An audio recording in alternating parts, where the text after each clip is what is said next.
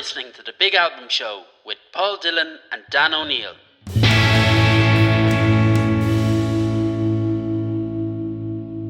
Hello and welcome to The Big Album Show. I'm Dan. And I'm Paul. Today we are interviewing Jake Reilly, drummer from The Blades. The band formed in the late 1970s in Ringsend, known by locals as Raytown, an urban area in Dublin's Docklands. The original lineup released two 7-inch singles, Hot For You and Ghost of a Chance, before a reshuffle in 1981, which saw Jake join the band. That would be the lineup who had released a brilliant album, Last Man in Europe, which includes the classic tunes like Down Market, Got Soul and Pride. It's a record every music lover needs to put on their turntable. The Blades have since gone on to reform, playing a number of gigs and releasing a studio album in 2016 called Modernised, as well as an EP and a live album. They've also been inducted into the Irish Rock and Roll Hall of Fame. A snare drum belonging to Jake sits in the museum in Temple Bar, and the drum has been, and I quote, "to every corner of the country, battered, beaten and bruised from Ballybunnion to Ballyshannon." Today, we're looking back at the Blades box set. Those Were the Days, released in 2000. It features the tracks from Raytown Revisited and Last Man in Europe, plus a few bonus tracks. Jake, it's an absolute honor to have you on the show. Pleased to be here. Thank you very much for inviting me. Jake, as Dan said, great to have you on the show. We're really, really delighted. Very proud that you joining us for this podcast. I want to talk, before we talk about the Blades, let's talk a bit about you in the sense of your journey to becoming a drummer and why you took up the drums. It is well known, of course, that the drummer is the coolest member of the band, as the great Charlie Watts demonstrated so well for so many decades. But Can you tell us, why the drums? Why did you start? Okay, well, in our house there was always music, from as early as I can remember. We were listening to music, and my mum had a good record collection, and my older brothers as well. So my dad didn't quite get music, didn't understand it, but he had a kind of a Catholic attitude to music. But the rest was, we listened to anything on radio or television, and I was saying earlier on, you'd be counting the minutes or the hours for waiting for Top of the Pops to come on a Thursday. So that was the big deal, seeing Top of the Pops and seeing bands on. And I do have a kind of a memory of seeing, I'm pretty sure, I remember seeing the Beatles on Top of the Pops, but certainly I always watched the drummer. For whatever reason, I just thought the drummer looked, as you say, the coolest guy in the band. The sort of controller, the guy at the back doing the hard work kind of thing. That's the way I saw it. When you're growing up, I think we all had music lessons, and I tried guitar and piano, but I just found those instruments too mathematical, whereas drumming, I kind of got it. I kind of understood what it was about quite quickly. Although having said that, once I kind of started listening to drumming and trying to play drums, I didn't get drum lessons, and like in those days, you just taught yourself to do things. So as a result, I'm left-handed, but I didn't cop on that you're supposed to switch a kit around to be left-handed, so I never did that, and I learned to play a right-handed kit. And when it dawned on me, it was too late. It's like, I'd learned to do it one way and I couldn't switch it around. But since then, I didn't even know this, but only a couple of years ago I discovered that actually Ringo Starr was left-handed and he played a right-handed kit, and another number of other drummers the same. They weren't told how to do it properly, and they were left-handed, didn't switch around. So it just makes it more. Once I heard that about Ringo Starr, I reckoned, I knew he'd made the right decision. It's interesting. Interesting, Jake. You referenced the influence of the importance of what's around you musically when you're growing up. I think it was, Paul said, and Paul Cleary in another interview about the importance of the Beatles when he was growing up, and that it taught him almost how to write songs. Can you give us a flavor of what, you mentioned Top of the Pops and the drummer being the coolest, which I strongly agree with. But, what was the music, and you referenced your mum, what was the music that was around when you were growing up? Funny, I have an album. I have one, I think it's the Hard Day's Night album, and Joan Reilly is the name written out. This belongs to my mum. So that was her record collection. So she had the Beatles. My eldest brother had Beatles, but he got into kind of progressive rock and all that as well. And he had, like, you know, I suppose, Oh dear. yeah, all that carry on. So there would have been like Led Zeppelin and Deep Purple and all that kind of stuff. But also like a lot of the singer-songwriters like James Taylor and Carole King, you know, a lot of her stuff. Neil Young was, I think every Neil Young album that was ever produced ended up in his collection. So, and then there'd be a lot of other stuff like Motown stuff, a lot of those, like the Four Tops, and certainly the Four Tops, the Supremes. It was a bit of everything, really. It was everything. We were never really, I mean, that's what I'm saying. You could, once you start looking into what you're listening to, you go into a rabbit hole and you eventually end up at the Beatles. No matter what you do, it's just, they were such a massive, not just on music, but on everything, on just your whole attitude to life in the end. You know, they really were a huge influence on that, you know, group of, you know, that age growing up in the early mid-60s into the 70s. Beatles would have been huge. So in terms of being pigeonholed as a mod band, it just didn't really fit comfortable with us, certainly not with Paul, because his influences would have been the same: Stax, Motown, Beatles, but like on Top of the Pops, you would have seen the Kinks, Beatles, maybe the Supremes, you know, in one show. So we would have been influenced by all that stuff. So being pigeonholed, although we'd be closest to the way, you know, the way you would dress as a mod and the music of the mods. Like, I was a huge Jam fan. I mean, really, I went to see them. I remember going with the Jam, fan club to Paris to see them when they released their third album. So big Jam fan, but at the same time, the best live band I ever saw was The Clash. So two totally different bands, but you know, we would have been influenced by the two of them. So and when I remember when I was a youngster and I got into the Beatles, it was really, I felt it was kind of almost really part of my identity, in how I kind of responded to the music. And I used to have John Lennon t-shirts, and I almost tried to grow a dodgy Beatles haircut at one point. I see you still have it. Yeah, well, I'm losing it very, very fast. But when you look back at the time when the Blades were at their height, there seemed to be a lot of factions in terms of kind of mods, rockers, two-tone ska boys, you know, all of that jazz. Well, you know the thing about when John Lennon was asked, was he a mod or a rocker? And his answer was, we're neither, we're mockers.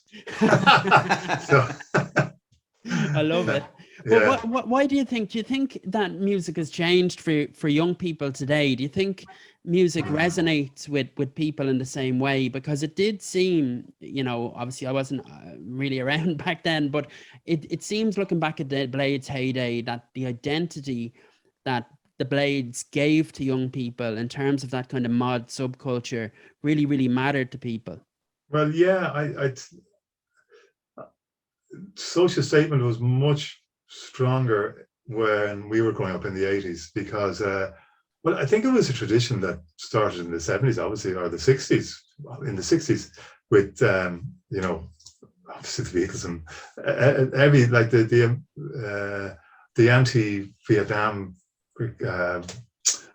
campaign that Culture Stills National Young, the amount of music that was, that you hear on your airwaves, that was a social statement, and really made a big statement about how they weren't, you know, young people just weren't happy with the way things were being organized and who was making the decisions, and the decisions that were being made were completely wrong. And it was a massive youth culture movement, really. And that really passed on into the 70s. And certainly, you know, in the late 70s and early 80s, it was pretty depressed. Certainly here was pretty depressed. And there was a lot of a lot of problems, and people express them through music. And also, I think that with the Blades and with Paul's songwriting, there wasn't really a mouthpiece for disenfranchised working class people, and certainly Paul's songs are one of the bands from that era, from Irish bands from that era. I think Paul's would have been the closest to real social comment. I can't think of any other of the bands from that era that would have been so hard hitting, So whereas now, I just don't. Music is so accessible now. You just put your finger on a button and you can get anything. So there's no kind of. Okay, I'm not really in touch with music now, to be honest. When I listen to music, I listen to, I would listen to a lot of stuff that was recorded a long time ago. But I don't know if it has the same social impact now as it did back then. And in some interviews that Paul gave, he suggests that there was a feeling in the group at times that the band was becoming like a mod band. And it wasn't a major concern, it seems, but it was at the back of his mind that he didn't want the Blades to be pigeonholed into one kind of group. Was that a concern for the band? Well, not a concern. We were concerned in a way. I mean, it was fantastic to have the support that we had, and in fact, the same people who were, going to the TV club and the Bag of Internet have been coming to see us in the Olympia and the Academy in the last few years. The same people. The Fred Perrys are a bit washed out and maybe a bit tight now, but but apart from that, they are the same people, and the same. They're incredibly. It's just their enthusiasm is extraordinary. I don't know how they do it. I mean, they really are. It's great, really, to have that kind of a following. And certainly, we would be closest to the whole mod kind of ethos. But we, as I say, we love the Jam, but we love the Clash as well.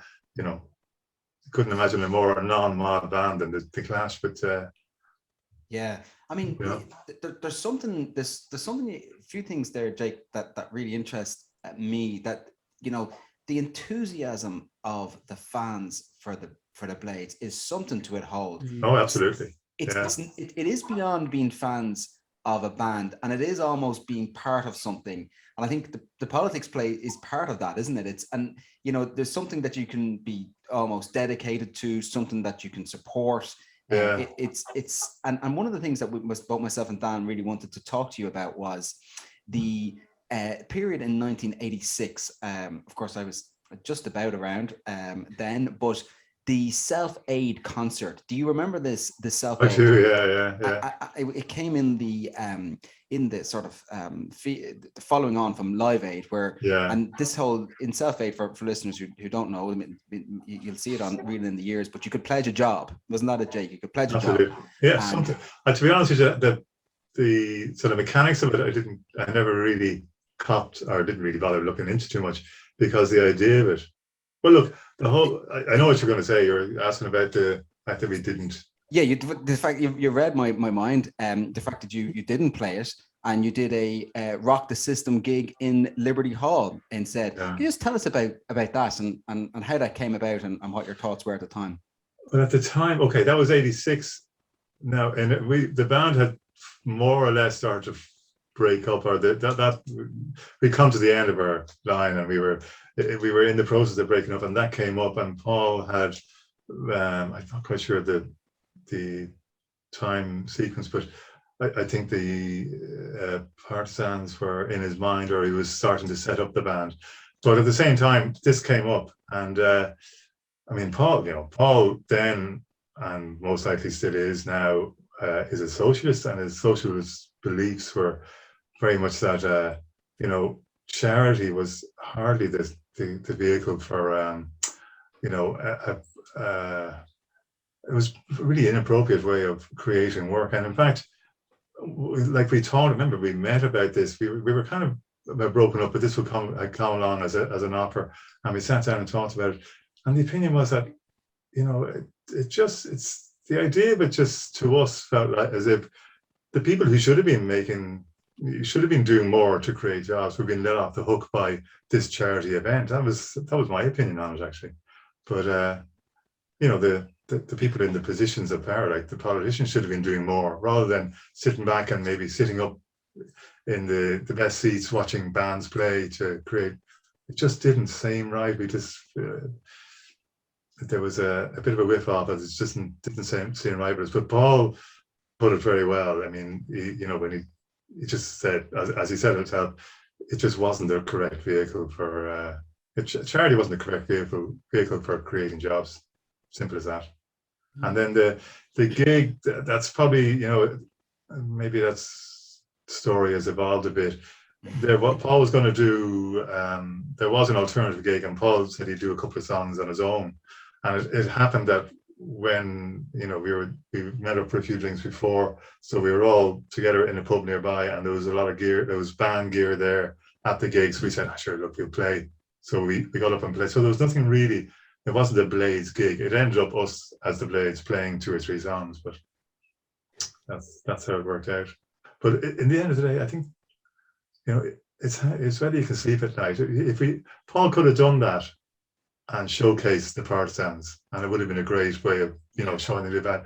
But he would never have done it. It just wouldn't have sat right with him, and he didn't. So there, yeah. Amazing. Jake, on the show we ask our guests to pick the 3 favorite tracks off the record, or in this case a box set. Yeah. And I know you've picked 3. Do you want to start off the first? Will you tell us what your first one is? What is my first one? It's Ghost of a Chance, is it? Yeah, actually, Ghost of a Chance. Yeah. Okay. Well, obviously, Ghost of a Chance is. If you're looking for a perfect pop song, it is a perfect pop song. The Blades, when I heard of the Blades, they were a 3-piece band, and I remember we were in Murray's Records in Grafton, and I'd heard about this band. Someone said, "Geez, Jake, you like the jam, you'd love the Blades." So yeah, I must go get to see them. So they were playing a gig in Sean McDermott Street. It was an open air, another benefit for, I think it was inner city, I think it was a drug relief thing, something like that. But it was in Sean McDermott Street on a sunny Sunday afternoon, and we sort of went, it was kind of area that you wouldn't walk into without some sort of protection. No, but it was really quite a rough part of town. So we headed down and came to where the gig was eventually, and the Blades had just started.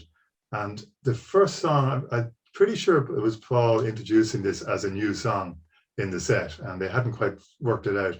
But the first thing I heard the Blades play was Pat playing that really interesting drum pattern for Ghost of a Chance.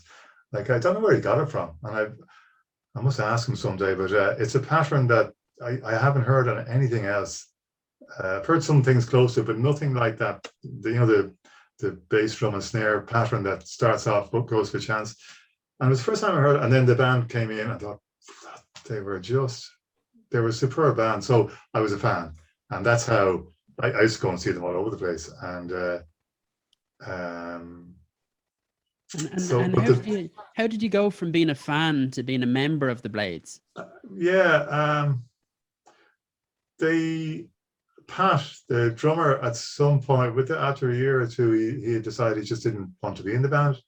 And they were looking for a drummer, and my eldest brother was a good friend of Dave Fanning, so they were looking for a drummer, and Mark Fenner, the Blades manager, had met Dave one night, and he was saying, "Geez, we're having terrible trouble, we can't get a drummer," and blah blah.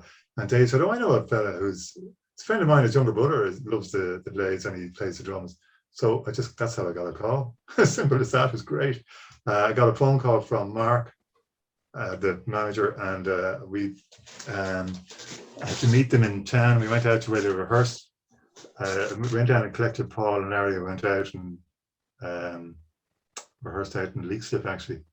And that's how I got into the band. It was great way to, from a fan to go. So the great thing about it was I knew a lot of the songs. So it was, but I was kind of in awe a bit, to be a fan of. Apparently, that's Keith Moon was a fan of the Who before. He used to go and see them all the time, but he was so brash. He used to tell them he used to shout to the band, "I'm a better drummer than your guy." Yeah. And they eventually said, "Oh, here, we give him a go." But that's how Keith Moon got into the Who. I didn't quite go that far, but yeah. Never drove any Rolls Royces in swimming pools or anything like that. No, definitely not. No. The Ghost of a Chance is an incredible song, and I think it's one of the songs that certainly points out Paul Cleary's talent as a lyricist as well as a wonderful songwriter. I think if you step back from the Blades music for a moment sometimes and you actually read the lyrics on the page, you realize how strong the lyrics are on their own before you add them to the incredible music. Like if you just look at the beginning of that long weekend, when boredom takes a grip, I'm in Dublin, she's on a working trip. You know, that's poetry before you add it to music. And then the imagery around the United Nations and talking about not needing a translator to see how great this woman is. It's very smart, really smart. And it's nearly Greek tragedy stuff, you know, if you really want to stretch it out, because, you know, these two are never ever going to, you know, they have no chance. You know, they're two totally different backgrounds. It's quite, there's a lot of different levels there. It's such a great expression as well, isn't it, Jake? A ghost of a chance, you know. I mean, it's just and the remarkable thing about that song is that for me, it's one of the handful of songs in my life that when I've heard it just once, it just lodges right in your brain, and you never forget it. You can hum it almost straight away. Yeah, and that's the genius, you know, the perfect pop song. It's so simple, and it just has to, you know, it's the one that you go off whistling. You know, you hear it once and you're whistling it. Yeah, what's that? Yeah, that's the old grey whistle test. You know, that's what it is. But no, you're right. It's a great. Well, certainly, and I thought the production was really good when I heard the single. There's a really powerful, punchy sound on it. I've never really asked Paul what was involved over the double tracked or not, but certainly that drum sound really catches me. I think it's great. Yeah, it does. It's kind of sounds a little bit compressed or something. It's really powerful. And the one thing about the Blades as a whole, I think, as we're talking about production, is that I think all of the songs, most of the songs anyway, are flawlessly produced. They sound brilliant, but also the look of the band was absolutely class. You know, you had this kind of I don't know, just a brilliant image as well that went hand in hand with the production, and even the artwork on you know, the image on the front of Last Man in Europe is just amazing. Well, and again, a lot of again, I mean, that's the mod influence as well. The image would be very much mod gear. And then Paul was very, very sure of what imagery he wanted on the album. I mean, you know, that I'd say nearly every album and single cover, I'd say they were all taken within half a mile of where he grew up. So, you know, that'd be very important to him, and rightly so. They're great backdrops, you know.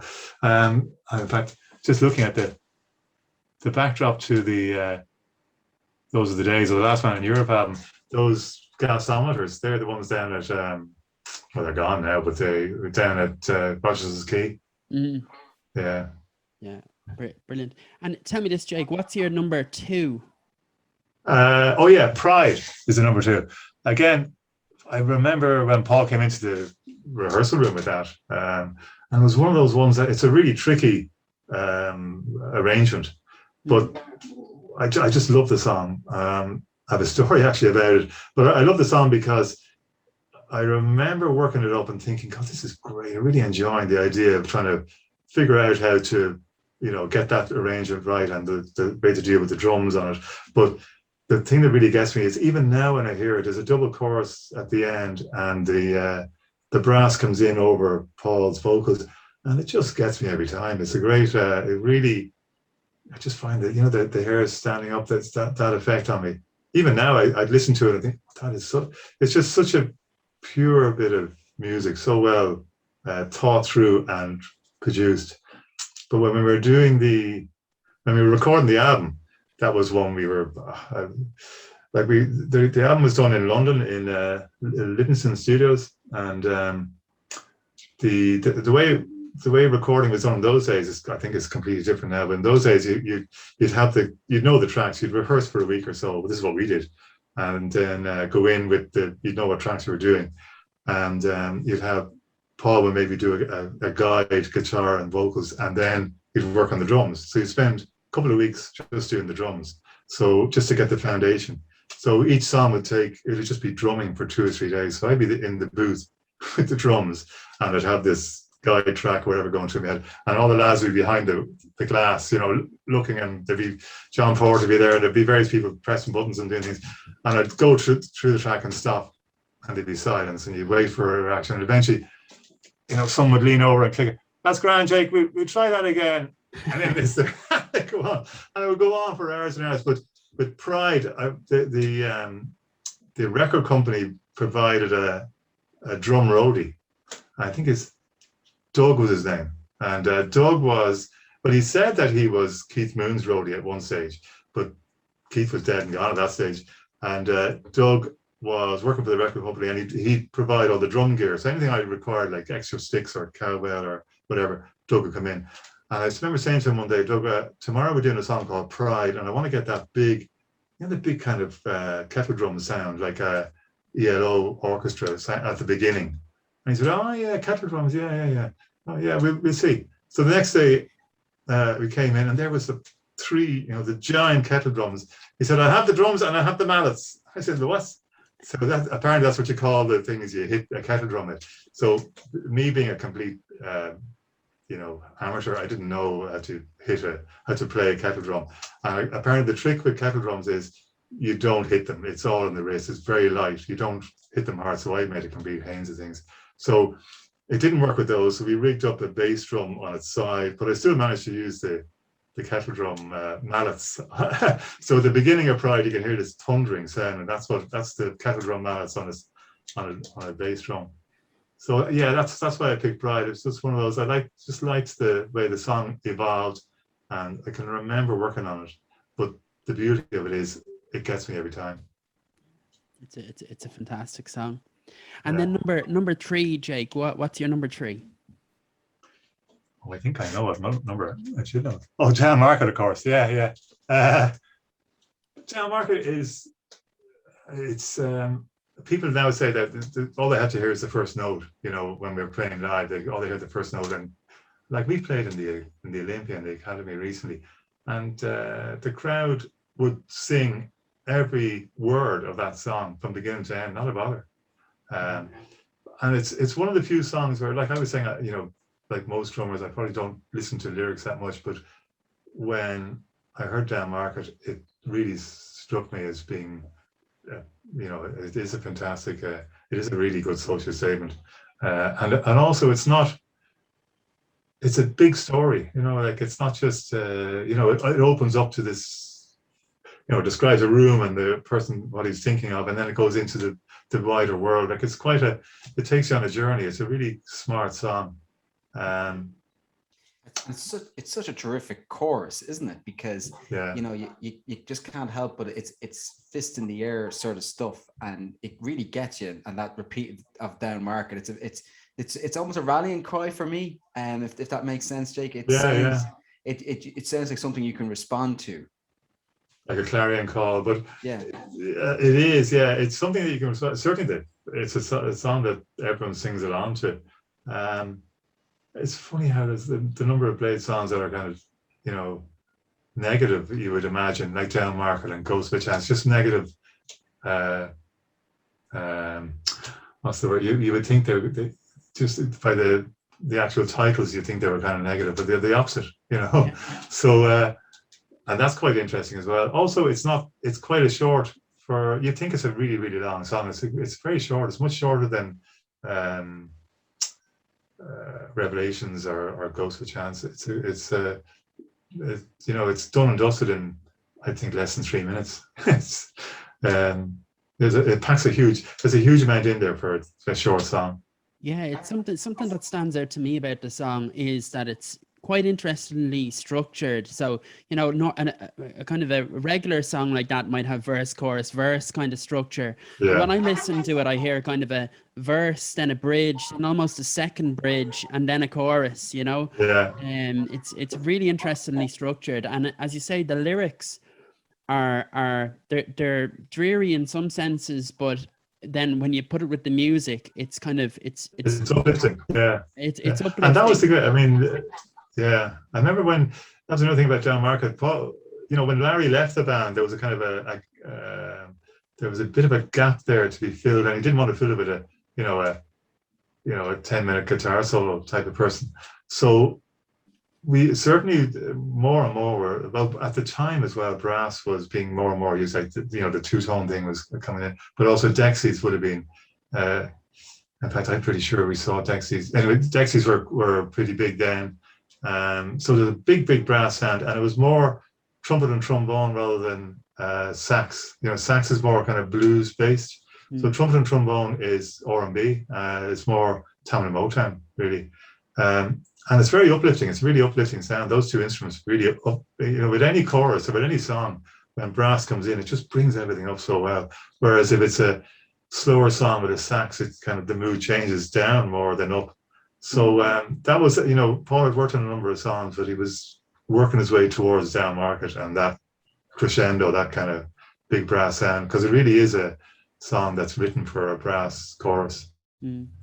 Speaking about the song, the historian Sam McGrath, he said that no one could come close to matching Paul Cleary's bitter description of a city torn apart by unemployment and monotony. And I think it's a good quote for the lyrics, but as you say, the brass and so on, and the little brass solo, it just takes it takes the song in an incredible direction, and it really is an Irish classic. Like I remember the first time hearing it myself. It was on Tom Dunn's compilation around the year 2000. He had a compilation of Irish rock songs and pop songs, and I think Down Market was the song on the first of those compilations. And it's just it stood out on that album as an incredible song from an Irish band that I hadn't heard of, and it certainly it blew me away when I heard it the first time. Very good. Yeah. Well, certainly, that was the idea of it, all right.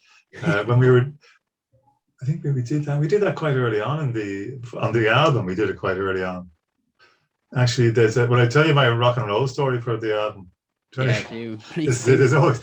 this is our slight sort of brush with rock and roll was when we were doing the album. We were maybe 2 or 3 weeks into between rehearsals and then working on the album.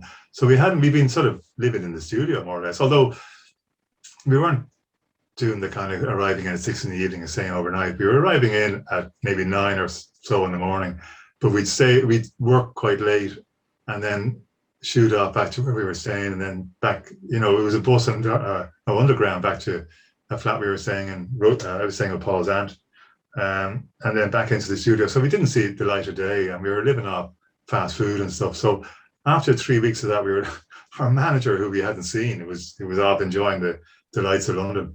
He appeared in and took one look at us and said, "Jeez, what's the story?" Like we were kind of a bit grey looking and spotty and bags under our eyes. So he said to John Porter, was the producer. Now John was he'd come in from, he'd just finished. John was an very nice fellow, an old hippie really. He was the bass player in Roxy Music, and he went on. I mean, he's still, I don't know what he's doing now, but certainly he was very successful afterwards as a producer in the States. But he had just finished doing the Smiths' first album. So I suppose he probably saw us as being a bit of light relief after Morrissey. So he was producing the album. There's a guy called Mannering was the engineer, and Mark, the manager, said to the two lads, "Jesus, guys, Paul and Jake and Brian, they're looking a bit rough. Are they not eating?" And they decided anyway between them that, look, the band had to have at least one good meal a day. So John said, I'll get the missus to come in and she'll cook a meal for them. So with that, John's wife, what was her name? Can't think of her name, but she arrived in anyway. And she was lovely. She arrived in a beaten up old Volvo. They lived out in the country, so up in the home counties up in summer. And she arrived in a beaten up Volvo with all the ingredients for she said, hi boys, do you like Italian? We're having spaghetti tonight. So she prepared a big spaghetti meal, and each night she'd come in and she'd prepare a big meal. So it was great. We were fed really well. But Years later, I was reading what's his name? Rolling Stones guitarist, what's his name? Keith Richards' biography. And he was talking about there was the Chelsea set. There's a bunch of, when they were starting off in the early 60s, there was a bunch of really fashionable young people who hung around with them. They were models and whatever. And one of them was this girl, and I think he was going out with her for a while. But Keith got really worried about her because she started getting too much into drugs and drink and drugs. This is in his biography. This is one of Keith's. He said to the extent that he was so concerned about her. Imagine this. He went to her parents' house. So if you can just picture Keith Richards knocking on the door, and you answer, Keith Richards there. Hi, I'm Keith Richards. I'm a bit concerned about your daughter's drug taking. So anyway, this is the story he told. But he said that she did get cleaned up, and he said, and she eventually married. She said that he wrote a song about her. Ruby Tuesday was the song he wrote about her. Yeah. So he said that she got cleaned up, and she eventually married a really nice guy, John Porter. Turns out that the girl who was cooking our meals was Ruby Tuesday. Wow. Now that's rock and roll. Yeah. Sex, drugs, and spaghetti bolognese. Yeah. That's a great story. Right. So another part of our show is we throw questions at our guest, just random questions to see how they get on, to put them under pressure, to make them feel awkward and take them out of their comfort zone. I'll use my prop here just to buy me a bit of time. So I'll just throw questions at you for a moment. So first one, best album ever in your view. What's your favorite album? Favorite album? Revolver. Oh, yes. Yeah, absolutely. Yeah. Yeah. And it's that one. I think when you say favorite album, it's the one you grew up with. It's the one that you would know. Like I remember parties that the only record was Revolver, and it was revolving non-stop. That kind of carry on. So, but I'd know every song, and also because of Ringo Starr's drumming, there's not one boring drum track. There's not one boring track, but his drumming, he was a great man for thinking slightly outside the box and putting his own identity on the feel of a song. So, yeah, Revolver. Excellent, brilliant stuff. Walk or cycle? I'll walk. I wouldn't. I'd fall off a bike. Beer easy. Or wine? Beer. Both, I suppose. Black beer and red wine. Okay. Spotify or CD? Oh, I was given Spotify. Josh, my son, gave me Spotify as a birthday present, so there's no ads, and it's actually fantastic. So again, it's one of those. It's like it's the rabbit hole thing. Once you start going through, you'd be there for a full day, and you do end up back down at the Beatles at some point. Yeah, I remember a few years ago, the Beatles weren't on Spotify, and it was just kind of like, what's the point of Spotify at all if you can't end up back there? Yeah. Tato or King? Oh, King. King crisps. Yeah. Why? Packaging. The packaging. Yeah, absolutely. Fantastic packaging. Brilliant. Your guilty pleasure? King crisps. King crisp and Guinness. Yeah. I could name one, but I'd have to shoot you then. Okay, if you could be in a drummer of any other band, what would it be? I'm guessing this is going to take us back to the Beatles again. I don't know. That's a good one. Yeah. Wow, that's an interest. I'd say the Clash, actually, because of the times and the madness of that time and that band and Joe Strummer. And I'd like to have played in the band with Paul Simon. I think he's a great bass player, very solid. Mick Jones, I don't know about, but certainly, yeah, I'd love to have sat in for the Clash. And what's the best gig you've ever been at? Oh, well, actually, that's the Clash as well. Yeah, that would be the best gig in terms of the biggest influence on me, and was the Clash in Trinity in '77. Yeah. They were years. I mean, it was a fantastic gig. Everything about it was great. The sound was awful, but that didn't really matter. It was just the whole thing. Seeing that band at the point they were at. And then the crowd that were there, seeing the crowd, and like you would have known them all from being hanging around and shoegazing and around town. But also, it was a big influence. It just made you think that, geez, anyone could do this. You know, this is. And funny enough, I remember when we were there, I was telling Paul about, I was there with my girlfriend at the time, who I'm married to now, but I had to carry her out. There was the smell of dope in the place was unbearable. And she carried her out. And I was telling Paul this, and he laughed. And he said, well, actually, funny enough, he was at the same gig, and he had to carry Larry out, who had collapsed after a few sherbets too many. So anyway, yeah. So it was. I think it was one of those sort of gigs. It was one that, you know, a lot of people talk about the Boomtown Rats and Morons and everyone being there, but I think the Clash in Trinity was quite a, you know, ground zero for a lot of people. It must have been a cool time to be going to gigs, because you had kind of these acts that would become legendary playing in relatively small venues. So be it like the Ramones played in a small venue. You had Fairview, in Fairview. Were you there? Yeah, we had that, all right, yeah. Like at the time, up to that, there was nothing. In terms of bands playing, Rory Gallagher played once a year, and he certainly goes that. It was great stuff. And the first live band I saw was, I think it was Tin Lizzy in Blackrock Park. Wow. I was trying to think about the first live. I'm pretty sure it was them, but it wasn't. Like, it was an open air thing. But there was no other. He just didn't get bands, and then suddenly there was this massive change after, and it was punk that created. Yeah. You know, yeah.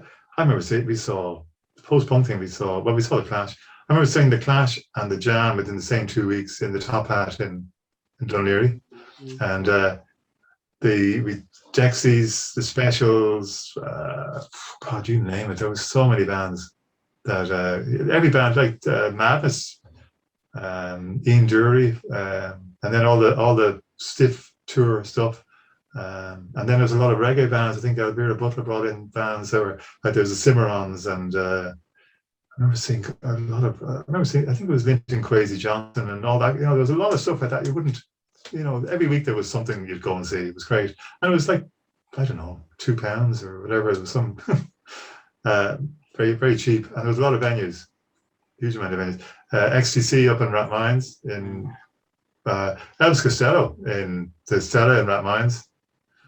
I remember seeing that. I remember I met him years later, and I was telling him that we saw him in the Stella in Rathmines. It was 78. And he said he remembers that gig well because he'd just come off an American tour. And it was the first gig of a European tour. And he got up on the stage, grabbed his guitar, grabbed his mic, and got blown back about 2 meters. Got an electric shock. In those days, yeah, he was blown off the stage. And he said he played the rest of the gig completely kind of wired as a result. But anyway, yeah. It's funny you should mention the Clash. So, Jake, in terms of, I mean, I think my own take on the Clash is, I think they're up there with the Beatles in terms of their importance to music, because in the same way that all roads lead back to the Beatles, so many roads lead back to the Clash. And you know, that DIY attitude, which myself and Dan, the Big Album Show, have taken up, you know, it really is, it is the Clash. And Joe Strummer, I mean, so sad that he passed away so young at just 50. Because what a remarkable, I went to see Joe Strummer and the Mescaleros in the Olympia in 2001. Oh, I was at that, yeah. What, do you remember, Jake? It was so good. And I remember it, yeah. And at the end, like the amount of encores, he just didn't want to leave the stage. It was brilliant. And he was taken, you know, there was no real kind of separation between Joe Strummer and the audience. There was a great feeling of, you know, Joe was just on level with people and the soundness of him. And remember, yeah, as you said, he was taking requests. And one of the things he said, you know, I think the last thing that I recall him saying was support your local bands. But anyway, just a good memory to have. A few final things. Just something on that. I mean, that thing about the Clash and DIY and all that. The Clash really worked hard at their, you know, at their act, at their, you know, their music and how they came across. I mean, they really rehearsed. I mean, they were one of the. They were known for, you know, they gave the impression of being a garage band, and you know, but they actually did really work hard, and they were tremendous. The difference between them in '77 in Trinity and the Top Hat a year later, when they were just about to release they played some of London Calling stuff at the Top Hat. They were just, it was, I know Dave Fanning says that his favorite gig of all time was the Clash in the Top Hat. They were superb. You know, they just worked hard. They played everywhere. They didn't put up with any crap at all. It was their way or the highway. You know, very, very, very solid, well worked band. Yeah. A few final things from me, Jake, and just in terms of thanks to everyone who sent in their takes and their questions. Just one that I liked in particular came from Pat. Thanks, Pat, for this one on Twitter. He said, have Green Day ever paid homage/royalties to the band? From Billy's guitar stance and riffs to Trey's drumming, they always seemed aware of the Blades. What? So. Well, yeah, okay. I can see where that's coming from, all right. Yeah, because there's a lot of 1, 2, 3, 4s and into a song. So yeah, I must listen to a bit more to Green Day.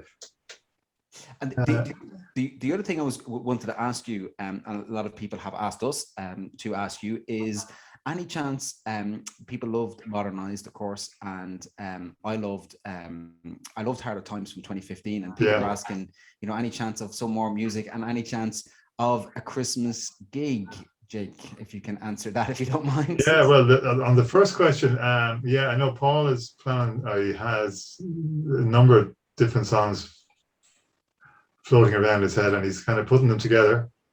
A lot of his stuff he's done recently has been on piano rather than on guitar. So he's putting them together. He's talking about, there's talk about maybe recording again sometime towards the middle or end of next year.